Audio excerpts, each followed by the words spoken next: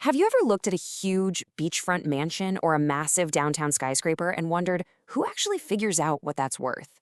Well, in Florida, that's the job of a certified appraiser. And today, we're basically building the blueprint for your future in this really cool field.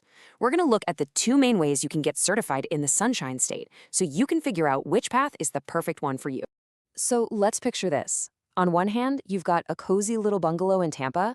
On the other, a giant, gleaming office tower right in the middle of downtown. Who gets to put the price tag on them? An appraiser, of course. But here's the thing you might not know. Not just any appraiser can value any building. Let's get into why. And this right here, this is where your career blueprint really starts to take shape. You see, in Florida, you've got two main certification paths to go down. So let's dive in and start designing that career, figuring out which of these is the right fit for you. All right, your first big decision. It's like you're standing at a crossroads. Are you going to go with a residential certification or a general certification? This choice is a big deal because it completely defines the scope of your work, what you can and, just as importantly, what you cannot appraise. So what's the actual difference? Well, think of it like this. A certified residential appraiser, they are the absolute go-to expert for homes and smaller residential properties. But a certified general appraiser, they can appraise pretty much anything and everything. We're talking shopping malls, farms, you name it. Let's break that down a bit more for the residential side. As a certified residential appraiser, your entire world is going to revolve around where people live. You'll become an expert on single-family houses, condos, maybe a duplex or a triplex, and even the vacant land that's meant for those kinds of homes. It's a real specialization in the residential market.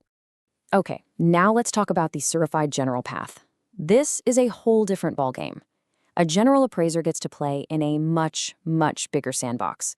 They're tackling everything from those towering office buildings and huge shopping centers to giant industrial warehouses, even things like agricultural land. The scope is, for all intents and purposes, limitless. Let's make this super practical. Imagine a typical house in a Tampa subdivision. Who gets the call to appraise it? Well, actually, either a certified residential or a certified general appraiser could do that job. This is where their work overlaps. But what about that skyscraper downtown? Yeah, this is where the paths totally diverge. Only a certified general appraiser has the credentials to handle a complex commercial property like that. And this single example, it just perfectly highlights the fundamental difference between these two career paths. Okay, so you've seen the two destinations. Now let's talk about the journey itself.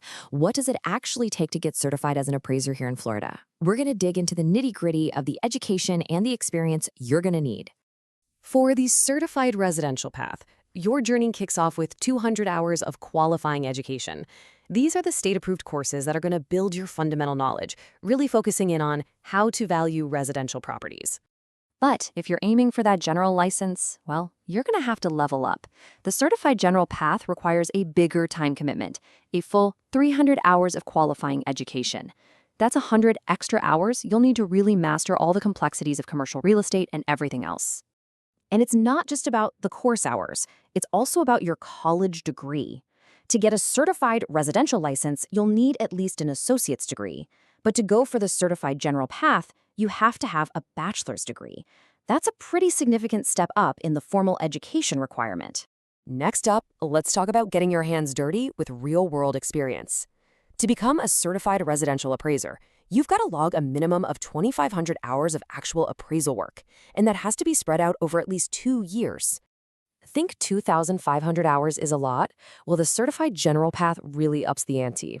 You're looking at a whopping 3,000 hours of experience, earned over a minimum of 30 months. That's a lot more time out in the field, tackling a much wider range of appraisal challenges. Now, this next part is absolutely critical, so listen up. Of those 3,000 hours for the general path, a full 1,500 of them, that's half, must be in non-residential work. This is a huge deal. It means you have to go out and get direct experience with commercial, industrial, or other complex properties. It's a massive commitment. So we've been talking about the top rungs of the ladder, right? But every journey has to have a starting point. Let's just take a quick step back and look at the entire career ladder, from that very first step all the way to the top. Every single appraiser starts their story as a registered trainee. That's where you're learning the ropes under the eye of a seasoned supervisor. And from there, as you can see on this chart, it's a steady climb. You're logging more education, more experience to get to your final goal, certified residential or certified general. Each step is a building block for what comes next. Okay, so you've put in all that hard work, you've climbed the ladder. So what's waiting for you at the destination? Let's talk about what your career actually looks like day to day. And yeah, let's talk about your paycheck. So, at the end of the day, what's it going to be? Do you see yourself as the neighborhood expert, the absolute master of houses and condos? Or do you want to be the one taking on the challenge of valuing massive hotels, giant retail centers, and those big office buildings? It's really up to you. And when it comes to money, well, it's a classic trade-off. General appraisers, they do often command higher fees because, frankly, they're tackling more complex, higher value properties. But that potential for a bigger paycheck comes at a price. It demands more education, more experience, and a really, really deep analytical skill set. So there you have it. We've laid out the blueprint for you. We've shown you the two main paths. Now the rest is up to you. It's your turn to start building your future. Are you going to be a master of the residential world, or are you going to set out to conquer the entire real estate landscape? What's your blueprint going to look like?